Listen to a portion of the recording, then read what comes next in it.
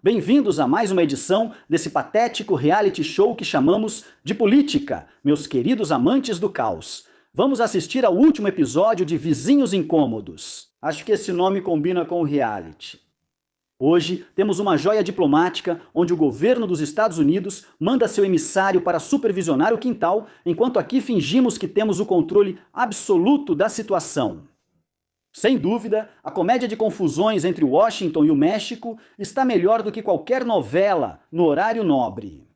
O banquete político que temos servido está deixando mais de um no México suando frio e buscando refúgio na retórica da soberania.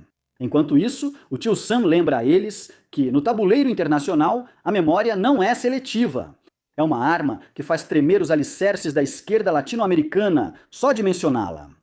Abram seus ouvidos e preparem suas defesas, porque isso vai ficar interessante.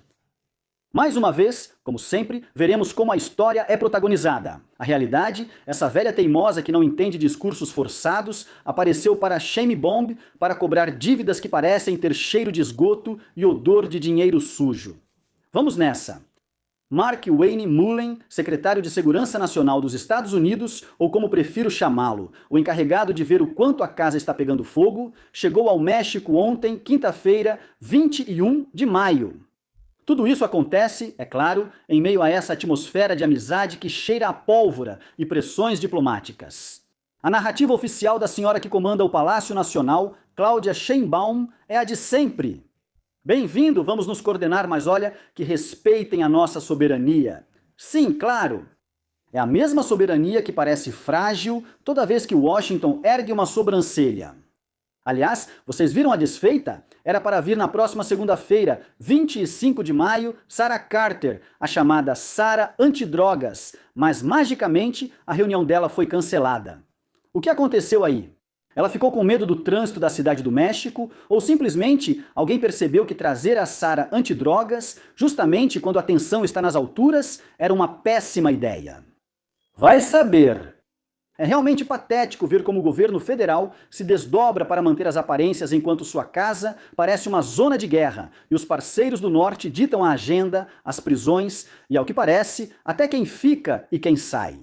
Mas é claro, temos soberania.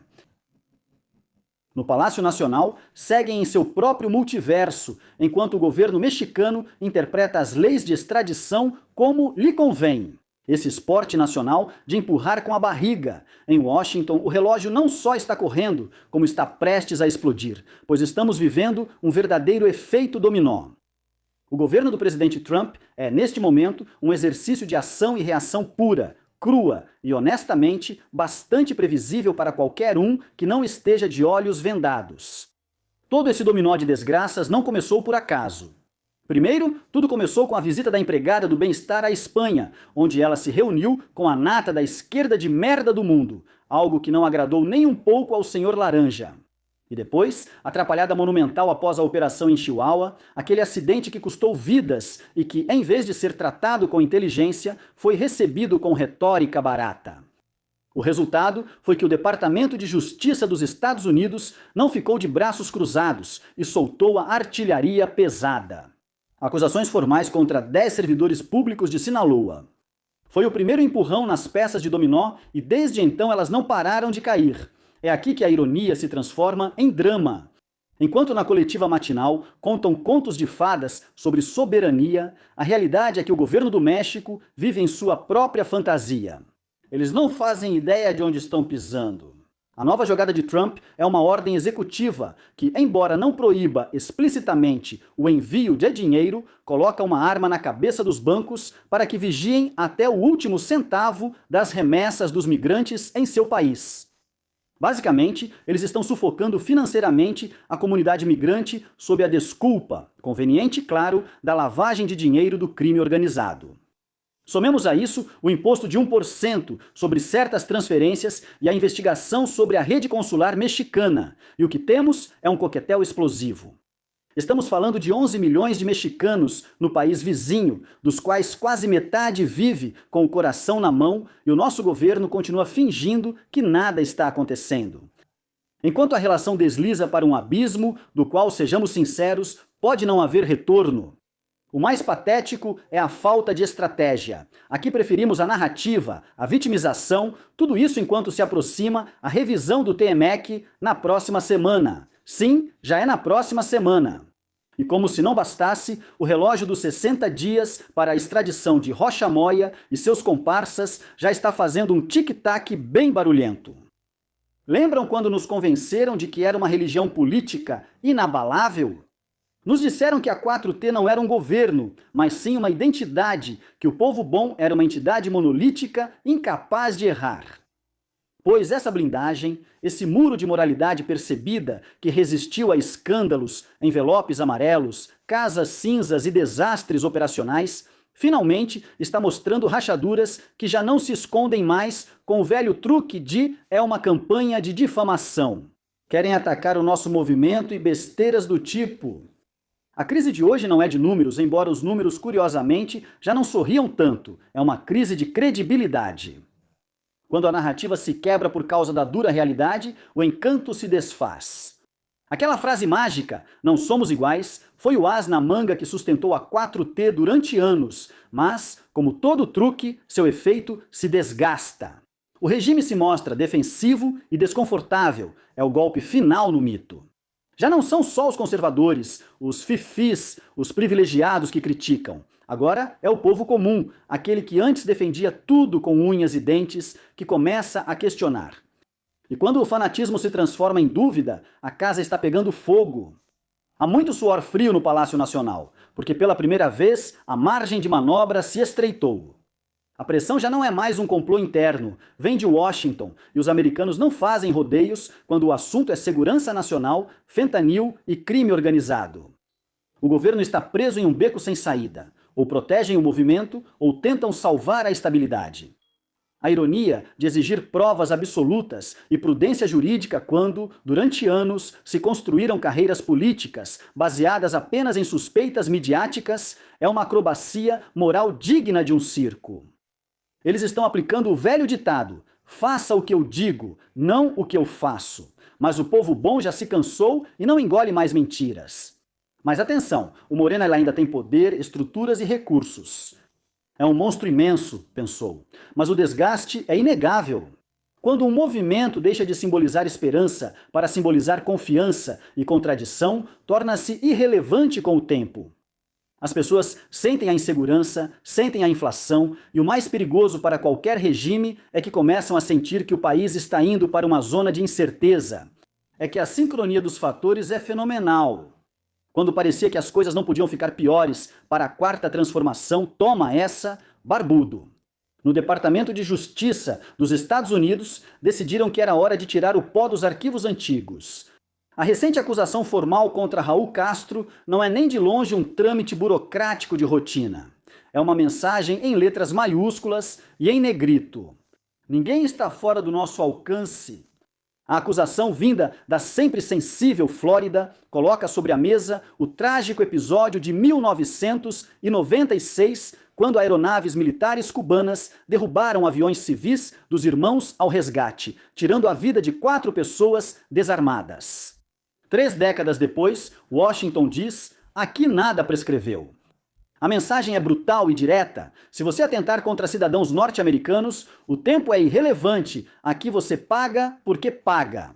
E isso, querido público oculto e conhecedor, não é apenas uma disputa com o regime cubano. É um sinal de advertência para todo aquele que já brincou de ser o aliado incômodo de regimes autoritários na região. Por isso, no México, todos estão com taquicardia. Porque acontece que nos últimos anos, o governo mexicano, com seu romance diplomático com Havana, se dedicou a enviar combustível. Defender o regime em fóruns internacionais e construir uma narrativa de solidariedade latino-americana, enquanto o modelo cubano desmoronava sob o peso de seus próprios fracassos. A ironia é que enquanto alguns celebravam a irmandade ideológica, o mundo mudava. Agora, a mão firme de Donald Trump está deixando claro que o apoio diplomático a ditaduras já não sairá de graça. Se tiveram coragem de mexer com uma figura histórica como Raul Castro, quem será o próximo da lista? E só porque Fidel já partiu dessa para melhor. Caso contrário, tenho certeza de que ele teria sido o primeiro. A reação da presinepta durante a conferência de hoje me fez rir às gargalhadas. Acontece que ela questionou a acusação contra Raul Castro. Disse, com aquele carisma que lhe é característico, e ainda mais quando está puta da vida, que o caso de Cuba aconteceu há 30 anos. Imagina só, que sentido faz acusarem uma pessoa agora por algo que aconteceu há 30 anos, filha da mãe búlgara dela? Ah, fala sério, Xaxis. Você continua culpando Hernán Cortés por algo que aconteceu há mais de 500 anos e Calderón por algo que aconteceu há mais de 20 anos. Tenha um pouco de vergonha na cara. Os rostos de preocupação no governo mexicano não são por acaso. Quando Washington decide usar processos judiciais como instrumentos geopolíticos, os amigos dos inimigos dos Estados Unidos começam a sentir um frio muito estranho percorrendo a espinha. Setores críticos no México já apontam que a proximidade com modelos ideológicos de esquerda radical pode cobrar um preço impagável, e com toda razão. O que estamos presenciando é o fim da era em que bastavam discursos diplomáticos vazios. Os Estados Unidos estão demonstrando que têm memória, poder e, acima de tudo, a intenção de agir. A mensagem dos Estados Unidos de que não esquecem está ecoando em todas as capitais latino-americanas.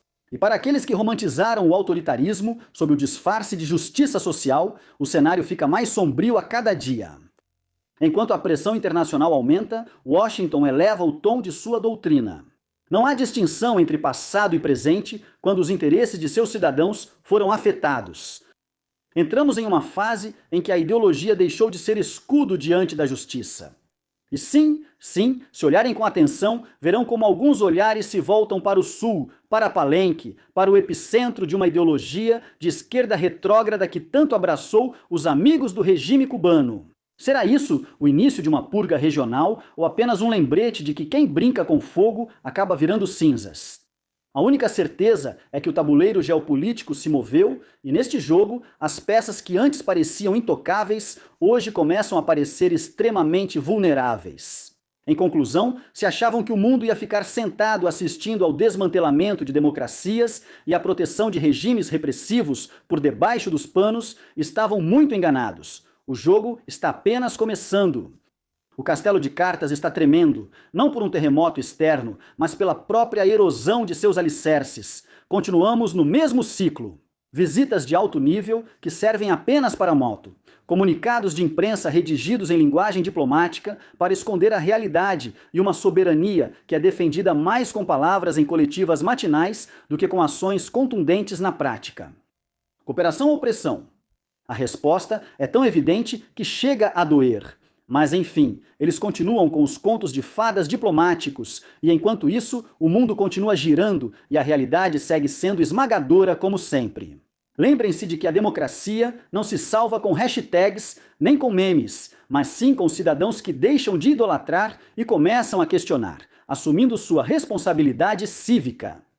Aproveitem o espetáculo da queda da narrativa, porque isso está apenas começando. Enfim, vou seguir assistindo a esse choque de trens em câmera lenta, porque quando a realidade explode na sua cara, não importa quantas vezes tentem mudar de assunto na manhanera. E vocês, o que acham? Leia os comentários de vocês. Até segunda-feira. Lembre-se que você pode fazer suas doações via PayPal. Encontre as informações respectivas na caixa de comentários. Graças a você, este canal continua ativo. É muito importante se inscrever, dar like e apertar o sino para receber notificações sempre que houver novo conteúdo. Gracias.